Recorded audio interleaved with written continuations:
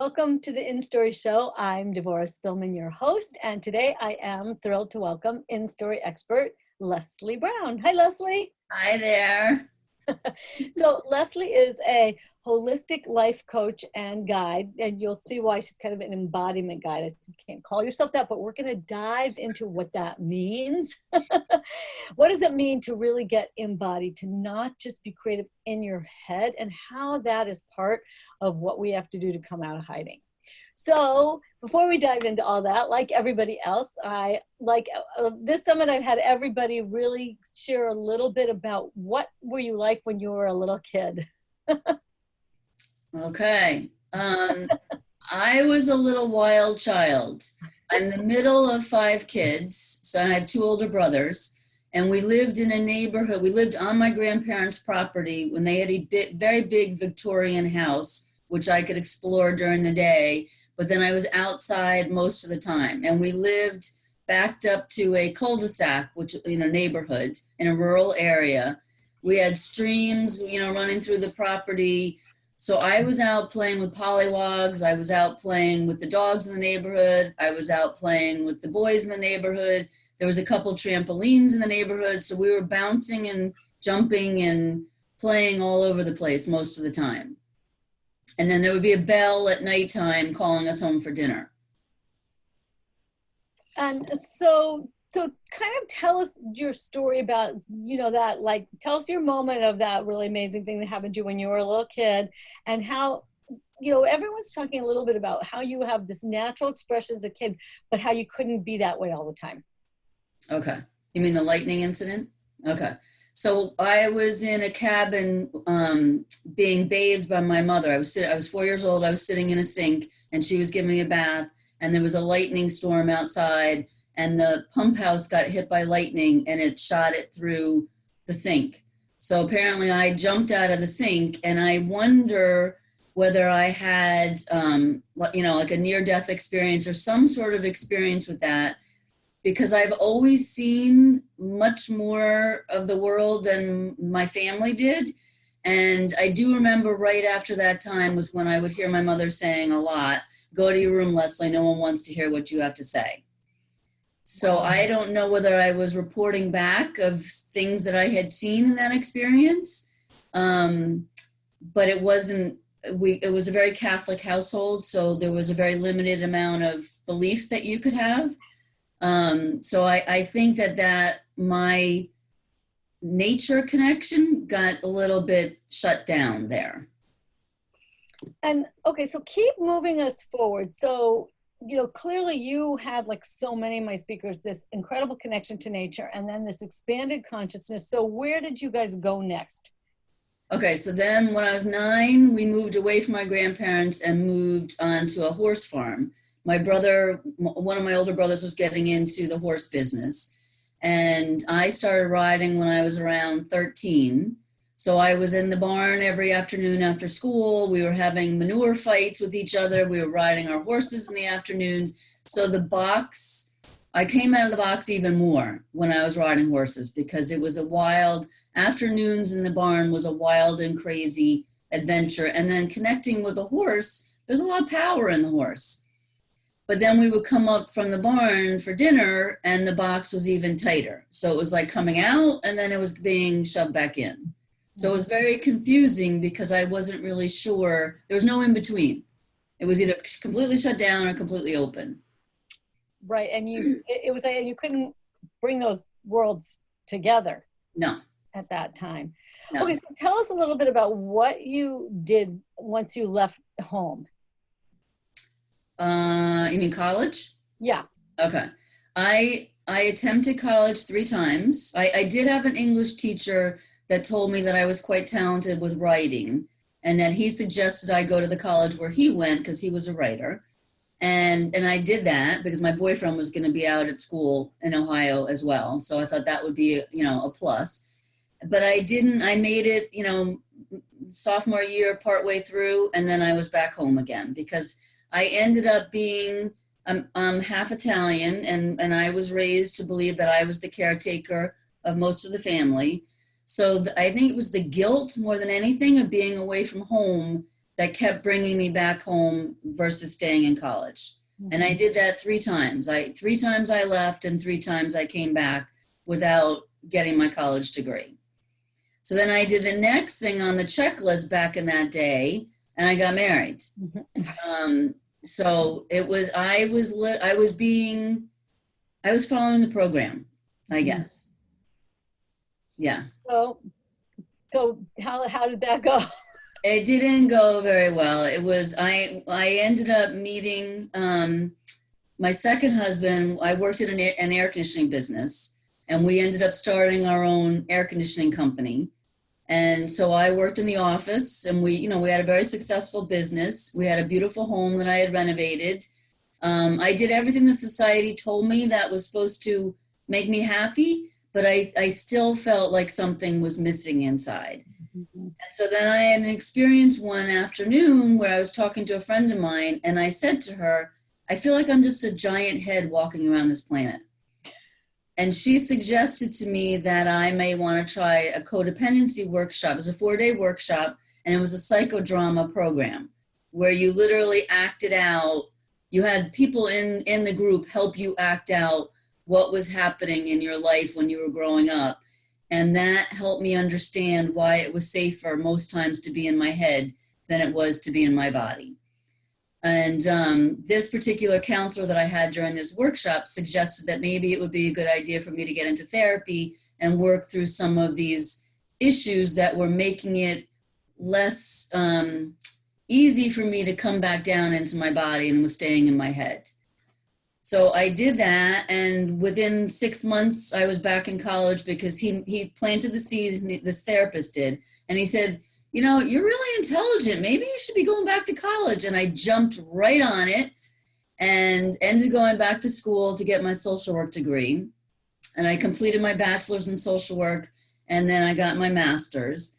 And it was a good experience because I did a year-long internship in on a psychiatric unit of a psychiatric hospital on an adolescent unit. And then right after that, I got a job working as a crisis counselor in high school. So in a lot of ways, it helped me understand where I had lost parts of myself as an adolescent.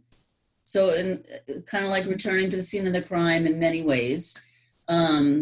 And it was a very fun job in the beginning, but then there was a lot of crisis that was happening in the high school, and kids were dying, and my role shifted into being a grief counselor. And by this time, let me back up and talk about well, you can finish that. Finish what happened there. Okay. The stress was getting to me. I've been 8 years there, and between what was happening at the high school and I had gone through a divorce, and my body was shutting down, and I was having weird symptoms, and the doctors couldn't figure out what was going on. And I did a workshop with Gabor Mate on his book called When the Body Says No. And that was very informative. And then probably a month after that workshop, I was walking through the halls of the high school, and I heard a voice from inside of me that said, I will die if I stay here. And that was when I had been contemplating moving to the West Coast, but I think it was back to the guilt, back from what used to bring me home from college 3 times. I felt guilty leaving the kids in the high school and leaving the situation that was going on in that town. But when I got the message that my body said, I'm going to die if I stay here, I knew it was time to leave. And that was what prompted me to finally make the trek across the country. Where did you go? I came to Northern California. Okay, and then what did you do? Then I came here to do a holistic life coaching program. Mm-hmm. As part of what I understood from being in high school and doing social work was that it was limited in how I could serve these kids and also who I could be. Like I couldn't be the spiritual side of me, the natural side of me, the nature connection. None of that was able to be brought into the process with them. So I came out here to do a holistic life coaching program, and it was good to a point, but it seemed to me too that it was more up and out. Mm-hmm. And I knew that I needed to learn how to come down and in. Mm-hmm. So I stayed for the program. I got certified as a life coach. And then I had seen on a telesummit, I saw this Qigong instructor, and there was just this immediate connection with the way that he was speaking and the way that he integrated nature and all the moves with Qigong. And so I went out for walks, a couple mornings in a row, and I put it out to the universe. Is Qigong my next step? And 3 days later, 3 days in a row, I heard my cat making this weird racket out on the patio, and I went outside, and each 3 days there was a praying mantis that he was playing with. And I had no idea. I've never seen a praying mantis before, so I Googled, what is this green bug? Came up with a praying mantis, and I have the animal totem book, and I looked it up in the book, and it said the keynote on it is working with stillness, and then they mentioned Qigong in there. So I thought, okay, there's my answer. Qigong is my next step. And that has been a tremendous healing journey for me, because it hit the very first day that I did the teacher training. He said, I am here now, drop down. And I burst into tears immediately, because no one had ever given me the permission to drop in, and I didn't really know how to drop in. But the fact that he was giving me a step-by-step process, it's been a game changer for me. You know what? What's interesting, Leslie, it's like I say a lot of times we get to have ourselves back. Like, you were clearly a person who knew that naturally when you were a kid and you were outside. Yeah. Right. And riding horses. Right. Yeah. So every time someone says, you're so connected with animals and nature and all that, and I know you say a little more about it, but every time something like that gets told to you, you go, it's like, you know it already. Mm-hmm. Right? Like that's why you cried, like, oh yeah, I know what this is. Mm-hmm. And so tell us a little bit more, kind of some of those turning points that have allowed you to begin to get this whole consciousness back about nature. Like, I know there's you told me about a dream you had there, and there's a few other of these kind of moments that have really awakened you. Okay. Well, one of the big awakening moments, a couple of them, and this is why it helped me to trust slowly what these voices were telling me. When I was still studying for the social work exam, so it was probably, 2003, and I was sitting at my kitchen table and studying, and I heard a voice that said, all you have to do is love yourself and everything will be okay. And now that was a very weird voice for me, because usually the voices that were coming from inside of me were not all that kind. But it seemed like that was the beginning seed that was being planted. And then shortly after that, it may have been 6 months later, my husband, my husband at the time, the two of us were out in Sedona, Arizona for a vacation. And I happened to be reading the book called The Alchemist at the time. And every morning I would go out for a walk by myself, and 3 mornings in a row, and so I heard a voice that said, you will be flying solo soon, 3 mornings in a row. And the third morning, I realized the same vehicle had passed me each time I heard that voice.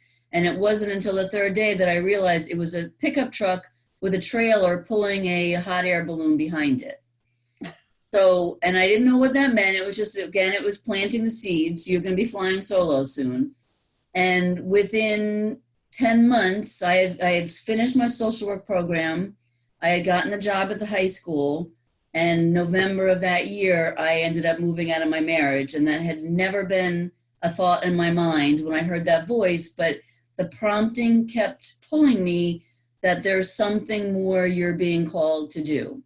And a month after, not too long after that, I went down to Virginia to visit the friend that had suggested I do the codependency program. And we ended up hot air ballooning. So I thought, okay, so there's really a method there's something that's guiding me that I need to trust here, So that was in 2004, and a lot happened between 2004 and 2012, the next time that the dream happened. But there was many kids that had passed away at the high school, and I did the grief work with them. And then my mother died in 2010. My 4 cats died. The divorce happened. I mean, it was just, my whole life was getting restructured, and I didn't realize it at the time. But so January of 2012, I was reading a book called Your Soul's Journey. And in this book, it talks about, each chapter has a different, whether it's illness, whether it's addiction, whether it's something. There's, why your soul may have chosen to experience this process, this lifetime. And it made me think, because I had been more in the victim role most of my life, thinking life's out to get me.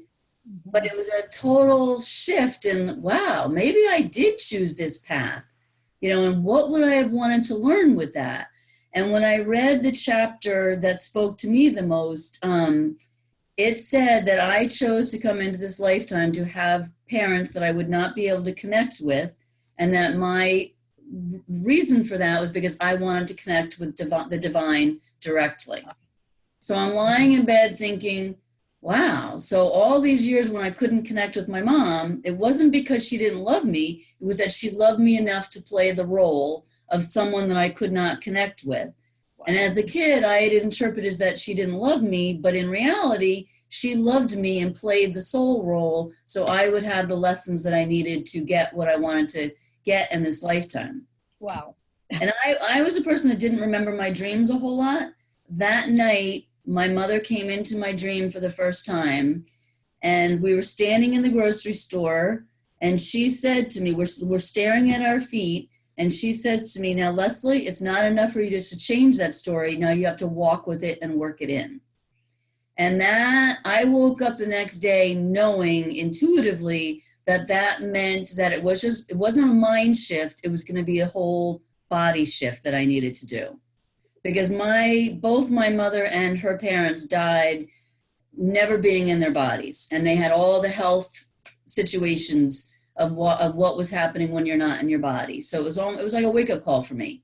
I either walk the path that they walked, or I start learning how to get into my body and do some healing work here. And did you find that you started to heal? Like, remember you said you had all these weird things that you didn't know what they were, and when you left that job and started this path, did things start to change in your body? Yes, little by little, and it's been 5 years since I learned Qigong. The last blood test I had was the best that I've ever had. Wow. Wow. All these things, I mean, I had, all thyroid, all these things are normal that had always been, questionable. Wow. And so where has this taken you? What is some of the more current work you've been doing, and what's been, moving you forward and opening up and integrating? Say a little bit more, and you can talk about InStory some, but, just where has this led you to, and the way you see things and the way things are happening for you, and what is it like now? Now I feel like I have been rechilding and rewilding myself. Little by little, I spend a lot of time in nature. I ended up volunteering for an organic garden project a couple years ago. And the metaphors are endless with gardening and composting and, regenerating and just learning how plants grow. So I see the connection between nature all the time. And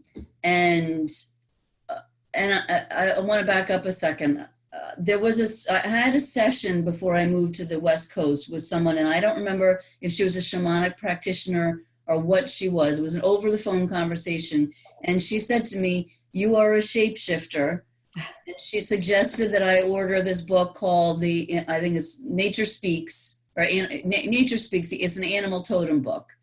And I have been working with that book ever since then. When I see an animal coming repetitively, like I did with or a bug, like the praying mantis, I know that I'm getting a message and that there's some sort of guidance there. So I have been following the threads. I feel like I'm unlearning an awful lot of what I learned in, life, both inherited programs and the social work programs and that kind of thing. And I've been learning from shamanism, from Qigong, and astrology as of late. That's helped me to integrate a few different pieces too. But I feel like I am reawakening this natural ability that I had when I was a kid. And I feel like there's more vitality in my body. Like my creative side didn't die, when I was growing up. Like I was able to renovate homes and decorate and be creative in those ways. It was the vitality and that I don't know, the wild energy that I had when I was riding horses that I kept longing for. Like, where is it and where did it go? And that's coming back and being harnessed in a way that it's not where like I feel like I'm completely out of the box or I'm being stuffed in a box, that I'm able to balance my nervous system enough to let it come out when it's natural, and then be able to, quiet back down at nighttime and fall asleep and that sort of thing. So it's a yin yang balance, I suppose. And so talk a little bit about your experience about, being on this interview series, bringing it out in the world, because I remember you telling me, Leslie, that it was very meaningful to you to hear other women in InStory speaking on one of my interview series, and now here you are. Can't believe it. The program that you were doing back in last March, and I was very drawn to the women that were in your group and the stories that they were telling, and that it was possible for just a natural, without being an expert in anything, to be able to tell your story. And so my intuition told me this was my next step, and I joined InStory.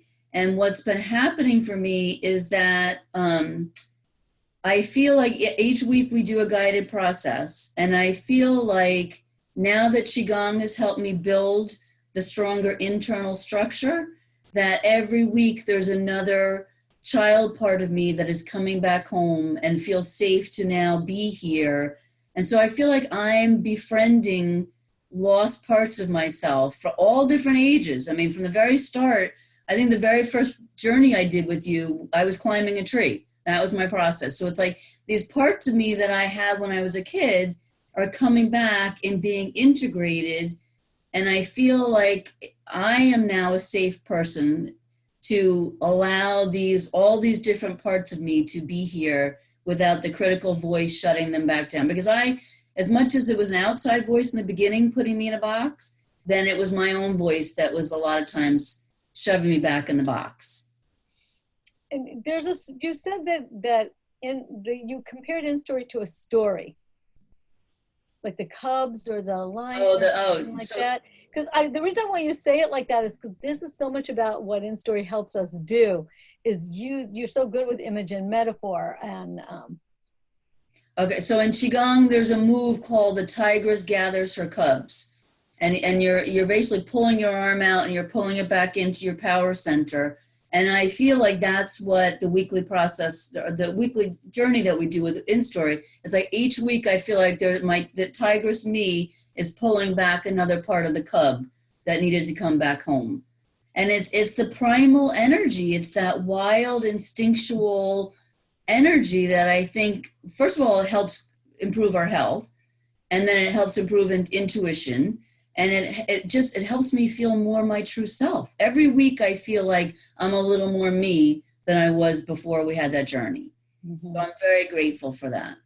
Yeah, and the women in the group, I think also like that way that it's safe is so different, I think, than what it was like for most of us. Yes, because everybody's having a different piece of it. So sometimes somebody will share something and then that helps you remember something.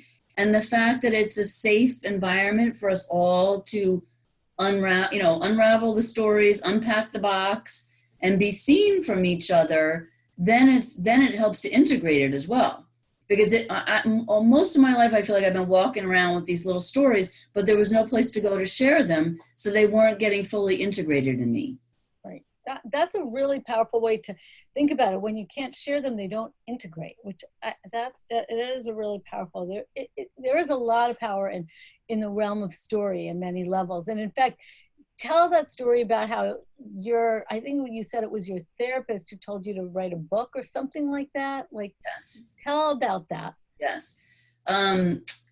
I had been through a pretty stressful event my divorce was final. There was a lot of stress happening, and I was on vacation, the summer vacation from school when I was working at the high school. And he said to me, I think you need to write children's books. And he said, and this is the title, My Little World. And I was like, oh my God, that's a wonderful idea. I will definitely do that. And so every day I would go to the beach and I would see what was around. And then I would come back home and see what animals showed up that day. And then I would take the animal totem book out and read what that said. And I wrote a series of, I think it was 12 different stories of each day this little girl was connecting. And here's the lightning piece. It was a lightning bug that was her mentor that was helping her do the guide. It was like it's basically back to InStory. He was helping her do the guided journey of embodying these animals and learning from the animal. And I thought, that really is who I am.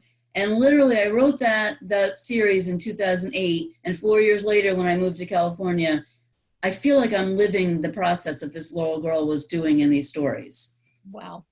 Wow. And what's so cool about it is then you become able to then help the next person to unpack that part of themselves. Yeah. And so I know you have like a little thing just to give us a little bit of an experience of this embodiment feeling and the difference between kind of being stuck in the head and being more embodied. So maybe we can do that. Okay. All right. So just sit any way you want. If you're cross-legged, if you got your feet on the floor, and put one hand on your heart and one hand on your belly. Okay. And close your eyes. And this is no judgment here. Just tuning in. Take a deep breath.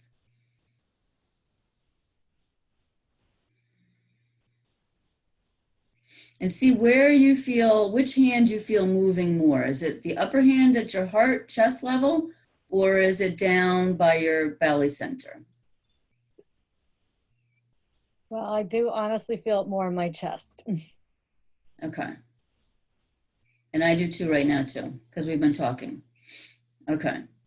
So as you keep breathing deeply, see if you can get the breath to come all the way down past the top hand and into the belly.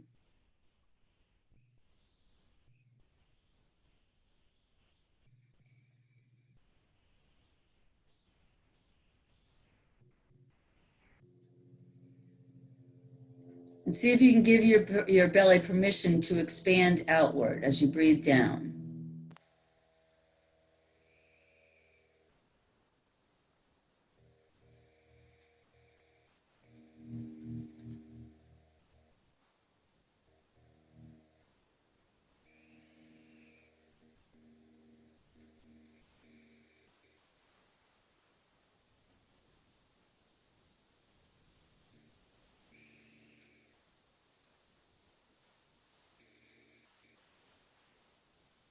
Because what you're doing as the breath drops down, and when it comes down to the belly, we're shifting our nervous system from the sympathetic to the parasympathetic.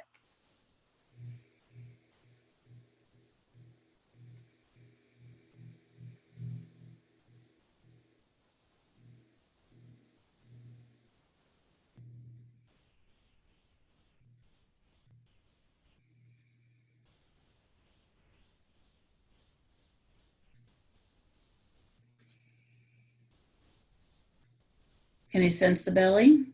Mm-hmm. Yeah, it's like I could feel completely, as soon as I moved my breath down there, my whole body just went, whoosh, you know. Okay. I just felt a whole sense of like this relaxation and stillness and kind of release. See, and that what happens is during the day, and like when we're talking and when it comes up, that's the yang energy that's rising, and then the yin energy is coming back down. We can get back down to the belly breathing. And that, we want it to rise somewhat during the day so that we have action and, it's like when the sun comes up. But then at nighttime, when the sun's setting, we want the energy to start coming back down. And the more we can trust and partner with our body to breathe deep down in the belly, the more we stay out of the active mind going all the time. And we're coming from our instincts and the truth of who we are more than old programs. Yeah, I love it. It's so powerful. Every process that you'll ever do with anyone that's going to take you in any kind of deep thing will always start with breath. Yeah. Always. It's amazing. So powerful. So, all right. So tell us a little bit about your free gift. Okay. So I've written up it's called your crystal cave, and it's a journey of walking up a mountain as you're releasing your worries and your tension, and you're going into a crystal cave, and it's a self-healing journey. And I recommend that you read it through the first time, and just to get a feel of the whole thing, and then maybe read it out loud to yourself the second time, so you're hearing your own voice. And then if you can, the best thing to do is to record it in your own voice so you can listen to it. And what happens is when your body hears the vibration of your own voice doing this journey, you're helping to integrate more of your own self together. That's super cool. I love that. And it's a neat way to feel kind of empowered about the guided process. So everybody, what I suggest is that click the link, download the process, and go through those 3 steps, and then share what happened with us in the InStory Show Facebook group. You'll also have an email. You'll get an email from Leslie, and you'll be able to email her back, and you're going to offer some free discovery calls, right, for people. Yes. So that, look, it's so important with all of this. When something resonates deeply with you, take a next step to see where it leads you. And so if you really know that you have all that in your head and can get embodied, then do Leslie's process and then email her and take a next step. Because I really believe that we are here to help each other to do that. Okay, so to wrap up, leave us with a few last thoughts, words of inspiration. Okay. Well, can I do one more little? Oh, yeah. I forgot about that. Yeah, okay. yeah. So if you take your fingers and you put them together and you rub your nails back and forth several times, pretty hard, okay? And then you open your hands. Do you feel that energy? Yeah. Okay. So this is the healing energy that we can get moving through our whole bodies. So that would be, and this is what I've been missing. This is what I was like, okay, I knew that as a kid. So that would be my biggest takeaway, is that energy is always here for us to unpack again. It just got closed up. And sometimes there's some tension that's holding it in there, but that vitality has never gone away. It's waiting for us to find it again. And just to add to that is that was actually literally physically healing for you, wasn't it? Yes. So seriously, people, this is the coolest stuff ever. So do her process, reach out to Leslie, share with us in the group, because we want you to be able to feel better, come out of hiding, and dare to be seen, so you can share all your cool stuff with the world too. So Leslie, so cool. Thank you so much. And everybody, as I always say in farewell, remember to go out in the world, share your story, live your purpose, and be a blessing. Bye, folks. Bye.